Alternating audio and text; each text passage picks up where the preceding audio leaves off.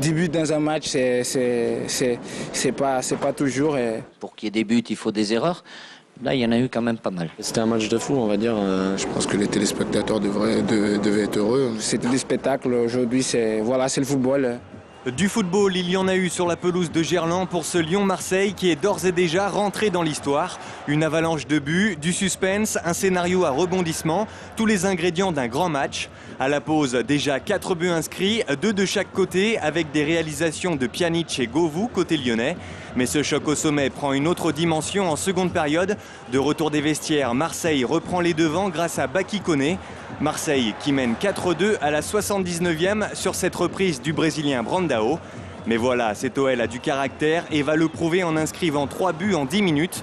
Lisandro Lopez sonne la révolte, il inscrit un doublé et égalise sur ce pénalty consécutif à une main de son compatriote Gabriel Heinze.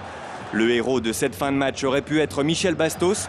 Le Brésilien sélectionné en équipe nationale inscrit le but du 5-4 à la 90e. Mais dans la foulée, Toulalan, bien gêné par Mbia, marque contre son camp dans le temps additionnel. Score final 5-2, un match à couper le souffle. On a fait un super match, on a tout donné. Il ne faut pas oublier qu'on a joué contre Saint-Etienne aussi, contre Liverpool aussi dans la semaine. C'était vraiment 3 gros matchs en une semaine. Même si on est un peu dessus par rapport au match, mais franchement, il faut féliciter les deux côtés, comme Marseille, comme Lyon, parce qu'on a monté des bons footballs. Après son match face à Liverpool et sa qualification en 8e de finale, l'OL termine sa folle semaine avec ce match d'exception et revient à 1 point du leader bordelais.